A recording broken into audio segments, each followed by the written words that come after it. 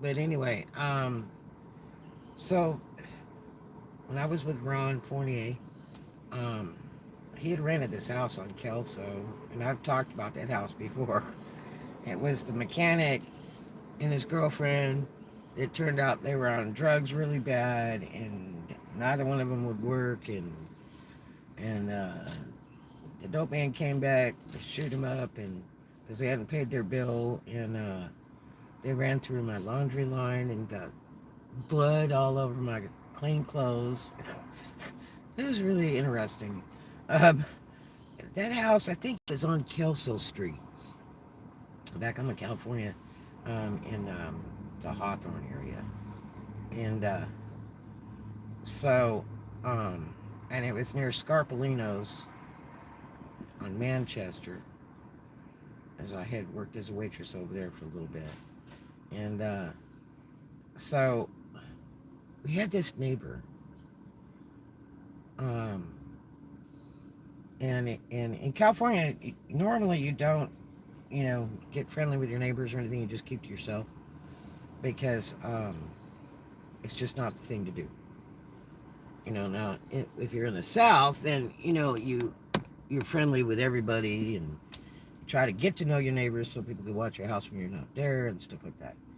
So anyway, um, there was this older guy that lived across the street, and he had this house. The whole front yard was just, I mean, full of all different kinds of flowers and this, that, and the other. And uh, he used to get mad because he didn't want anybody parking in front of his house.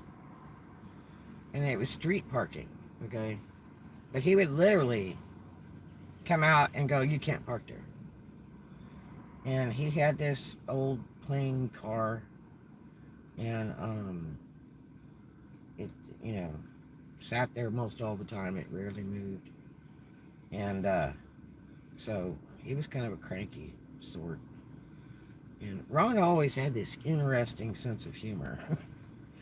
He didn't normally fight with folks or anything. He just, you know, made it better. So anyway, uh, this house, I mean, no matter where we lived, it was like all Ron's relatives came from Massachusetts to live with us, and we always had a house full of people. And if we didn't have that, we had all the kids' friends, um, that were thrown out of their house before they were 18 because they were really bad kids and stuff. And, you know, we got them work in construction, and we'd take care of them for a little bit till they were problematic. And that's kind of why you find out, why they were thrown out and before they were 18. But, yeah, so, it was kind of interesting. But we did have, a lot of people. The bigger the house, the more the people, it seemed like. Um, I remember when we had the apartment in Redondo Beach, and there was me, Ron, the boys, and then nephew Mike, and then Dennis and his wife, and their kids and baby, and it was just too many people in a one bedroom joint, and it just was always like that. It was pretty much always like that. If it wasn't that, it was some guy that was just on the job that was homeless or something. We'd take him in. But anyway, so this guy across the street, he was so mean. It was horrible. And sometimes he had to park in front of his house because there was no other parking. You know, but like I say, it was public parking. You know, just neighborhood street. And so anyway, Ron he decided he was going to fix this joker. So what he would do is he'd go get some gas, and him or one of the boys would put it in this guy's car late at night.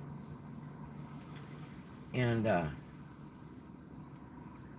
so the next time that one of us parked in front of his house, he'd come outside and he was throwing a hissy fit And he's like,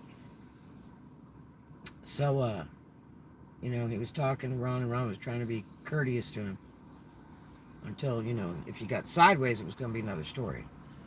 But, so he says, so what kind of mileage you get on that truck? And he tells him, and he looks at me and he says, so what kind of mileage you get on that Lincoln? That's when I had the big white Lincoln that Ron and I used to sell back and forth to each other all the time. And I said, like 2 blocks to the gallon, you know. And I said it burns a lot of gas, but it drives nice, you know. And he's like, well, I get, uh, like, you know, 75 miles a gallon on this car. And Ron, you should have seen Ron's face. He's a redheaded guy, and, you know, he had that thing about him, that smile, you know. And so, um, he was like, is that right? And he's like, yeah. He said, I swear. And Ron says, nah, no way. And he says, oh yeah. He said, I get like 70, 75 miles per gallon on this car. It's a fine car. And it was some old rag, some old damn Ford Falcon looking thing. And with a bad paint job, you know, it was rotting away. Like probably this guy's first car ever in his life or something. And so he's like, oh yeah. He says, I get really, really good mileage. And so, uh, uh, it was really funny. And they kept doing it and doing it. And then they started taking gas away. And so then the guy thought his car was broken. But yeah. We used to be able to get back at people in a fun way. And I'm sure the guy hated us when we moved because I was the last one to move out. Ron moved out and went and got some other place. And uh, depending on what job he was working next in what city or whatever. And so he would get a place next to that. And we did not get along well. That was back in my drinking days, his drinking days, and it was such a boring life. God, when he wasn't at work, he was either in a bar room or at the house drinking beer. And he just didn't want to do anything or go anywhere. We did go to Disneyland one time. That was a freaking riot. But, and took some folks with us. But other than that, it was just really a boring life. I just couldn't do it. There was so much to see and do, you know, and I was not into just sitting around the house in a beautiful place and have you know, somebody just want to sit around and drink beer and like watch TV or something. It was like, it's just not my thing. Too boring. But yeah, the funny stuff that used to go on. So next time, if anybody decides to steal my gas again for the 3rd time with a lock-in gas cap, don't steal it. Add some in.